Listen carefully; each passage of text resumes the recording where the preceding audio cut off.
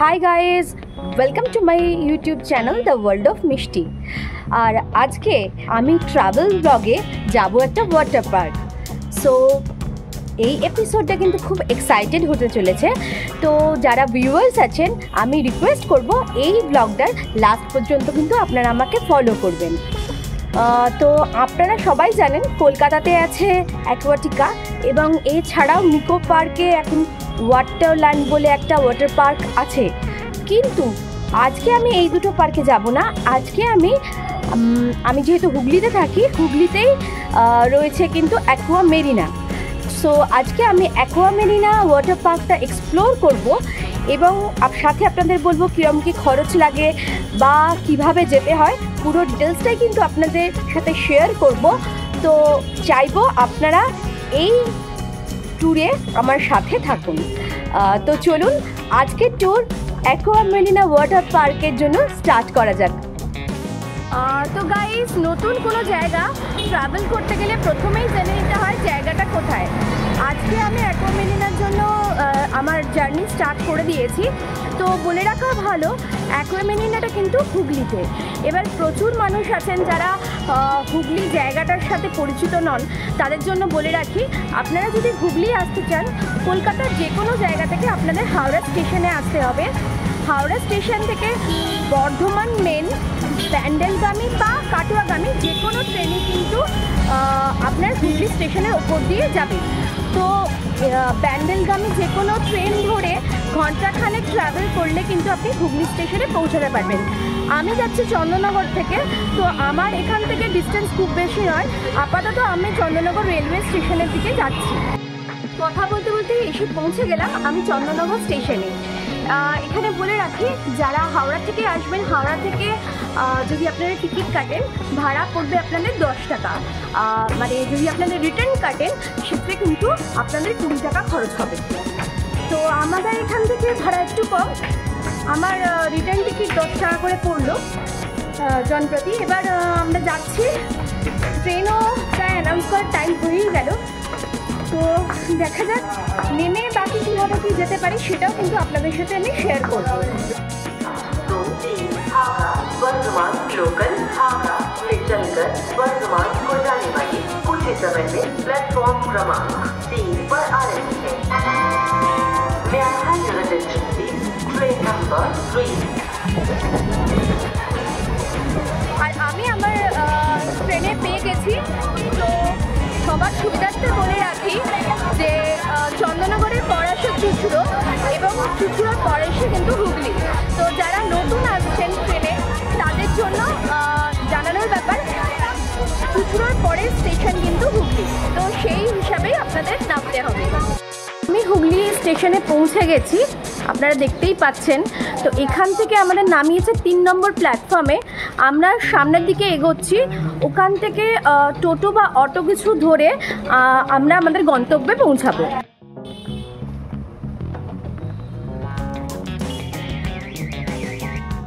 তো স্টেশন থেকে বেরিয়েই আমি টোটো ধরে নিলাম। আমরা 3 জন আছি, তো 3 জনের লাগবে বললো 50 টাকা।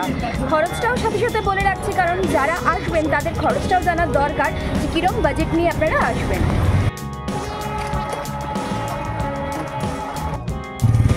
তো আমার ব্লগ থেকে আপনারা তো জানতেই পারবেন যে অ্যাকোয়া মেরিনা কীভাবে আসতে হয় এবং খরচ কত কী পড়ে। এবার প্রশ্ন হচ্ছে কেন আসবেন। কারণ আমি এক্ষেত্রে বলতে চাই, হুগলির আশেপাশে প্রচুর মানুষ থাকেন যাদের জন্য অ্যাকোয়াটিকা ডিস্টেন্সটা কিন্তু অনেক বেশি হয়ে যায়। ঠিক সেরকমই আনন্দ পেতে ছোটদের নিয়ে একটা ওয়াটার পার্কে যদি কাছাকাছি পাওয়া যায় তাহলে কিন্তু উইকেন্ডটা বেশ ভালো এনজয় করা যায়। তো আমি আপনাদের দেখালামই হুগলি থেকে কীভাবে টোটো ধরে আমরা এলাম এবং এসে আমরা পৌঁছে গেছি কিন্তু অ্যাকোয়া মেরিনাতে। এবং সেখানে কীরকম কী খরচ আছে, কিভাবে ঢুকবেন এবং সেখানে থাকার ব্যবস্থা আছে কি না বা বাকি সব কিছুও কিন্তু আমি এই ব্লগে কভার করব। এই হলো আপনাদের সামনে অ্যাকোয়া মেরিনা।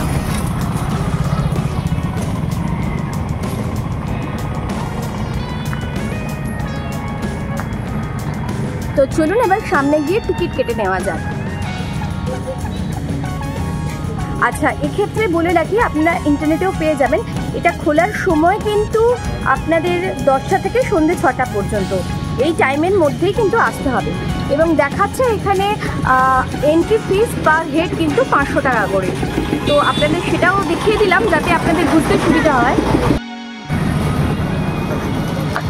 তিনজন আছে, বাচ্চা আছে, দুটো বাচ্চা করে একটা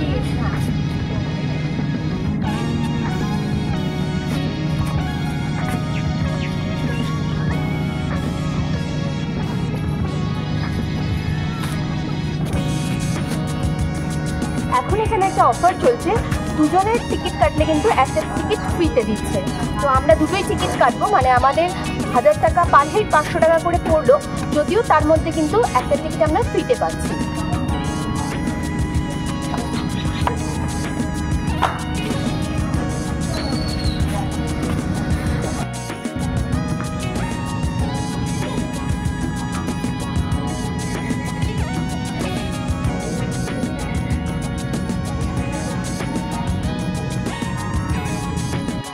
যদি ফুড কোর্টে আসেন তাহলে কিন্তু খাবারের দামগুলো আপনারা এখান থেকে দেখে নিতে পারেন কিরকম কি কস্ট আছে।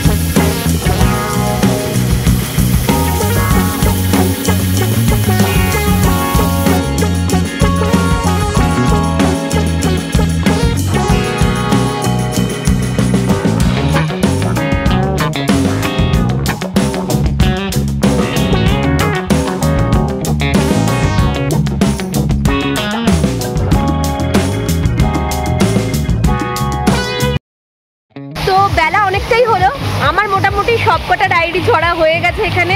সত্যি কথা বলতে খুব এনজয় করলাম। বাচ্চাদের নিয়ে সময় কাটানোর জন্য ভীষণ ভালো জায়গা, এবং আমি সবাইকে অনুরোধ করব যদি উইকেন্ডে কিছুটা সময় নিজের জন্য পান তাহলে অবশ্যই এরকম একটা জায়গাতে নিরিবিলিতে কিছুটা টাইম নিজের ফ্যামিলির জন্য একদম স্পেন্ড করা উচিত। তো বাকি হিসাব কত টাকা লাগলো, কত খরচ, সেগুলো আমি ডিটেলসে বলবো। আপাতত আমরা জল থেকে উঠে আগে বাড়ি যাবার পথে যাই, বাড়িতে পৌঁছে আপনাদের বাকি ডিটেলসটা শেয়ার করছি। এন্ড করার আগে কতগুলো ইম্পর্টেন্ট ইনফরমেশন তোমাদের সাথে শেয়ার করতে চাই। ফার্স্ট ইনফরমেশন হলো, যদি কেউ ডে আউট করতে চাও এবং সেক্ষেত্রে ওখানে রুম নিতে চাও, তো অ্যাকোয়া মেরিনাতে সকাল 10টা থেকে বিকেল 6টা পর্যন্ত রুম বুক করতে গেলে কিন্তু 2400 টাকা মতন লাগে, এবং সেক্ষেত্রে সবাইকেই নিজেদের আইডি কার্ডটা ক্যারি করতে হবে।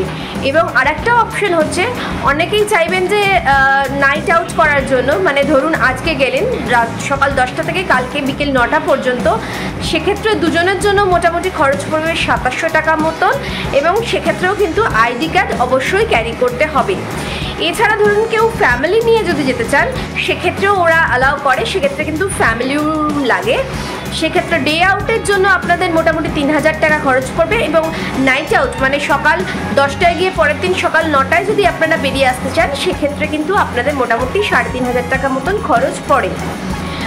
বাকি প্রসঙ্গত বলে রাখি, আমি আজকে যেরমভাবে ঘুরলাম, আমি ডে আউট করেছিলাম এবং আমি কোনো কটেজে থাকিনি, জাস্ট ঘুরে এনজয় করে এসছি। সেইভাবে যদি আপনারা করতে চান সেক্ষেত্রে কিন্তু পার হেড 800 থেকে 900 টাকা আপনাদের খরচ পড়বে। তবে হ্যাঁ, আমি বলবো কলকাতার বড় বড় ওয়াটার পার্কগুলোর থেকে তুলনামূলকভাবে অনেকই সস্তা, এবং উইকেন্ডে নিজের প্রিয় মানুষটার সাথে অথবা নিজের ফ্যামিলিদের সাথে, স্পেশালি যাদের বাড়িতে বাচ্চারা আছে এবং তাদের নিয়ে এনজয় করার মতন কোনো জায়গা খুঁজছেন, তাদের জন্য এই জায়গাটা কিন্তু আইডিয়াল। এবং খুব ভালো সময় হচ্ছে সামার অথবা এই টাইমটা যখন অটমটা জাস্ট স্টার্ট হচ্ছে, কারণ গরম থাকে, গরমের মধ্যে জলে নামতে কিন্তু এনজয় করতে কিন্তু খুবই ভালো লাগে। ব্যস্ততার যুগে যখন সময় মানুষের হাতে ভীষণই কম, সেই সময়েও নিজের ফ্যামিলির জন্য একটু টাইম খরচ করা মনের শান্তির জন্য খুব ইম্পর্ট্যান্ট আমার মনে হয়েছে। পুরো ডিটেলসটা এই ভিডিওতেই থাকলো, কিভাবে যাবেন, কোথা দিয়ে যেতে পারবেন সবটা আপনারা দেখতে পারবেন।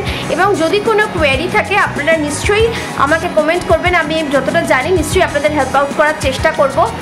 এবং অ্যাডিশনালি আমার কাছে অ্যাকোয়া মেরিনার নাম্বারটা আছে, কন্ট্যাক্ট ডিটেলসটা রয়েছে, যেটা আমি কিন্তু আমার ডেসক্রিপশন বক্সে শেয়ার করে দেবো, যাতে যারা এই ভিডিওটা আজকে দেখছেন, ধরুন আজকে যেতে পারলেন না, 1 বছর বাদে যেতে পারলেন, তখনও যেন সেই ফোন নাম্বারে কন্ট্যাক্ট করে বাকি ডিটেলসটা আপনারা নিয়ে যেতে পারেন। সেই সুবিধার জন্য আমি নাম্বারটা শেয়ার করে দেবো।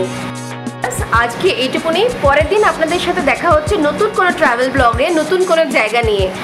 আর যদি আপনাদের এই ধরনের ইনফরমেটিভ ভিডিও পছন্দ হয় তাহলে প্লিজ আমার চ্যানেলটাকে একটু সাবস্ক্রাইব করে দেবেন, এবং বন্ধু বান্ধব ফ্যামিলি যারা ঘুরতে ভালোবাসে স্পেশালি তাদের সাথে একটু শেয়ার করে দেবেন। এবং আপনাদের ভালো ভালো কমেন্টের আশায় থাকবো এবং চেষ্টা করব সব কমেন্টের রিপ্লাই করার। সো সি ইউ, পরের ভিডিওতে আবার দেখা হচ্ছে। ততদিন ভালো থাকুন, সুস্থ থাকুন।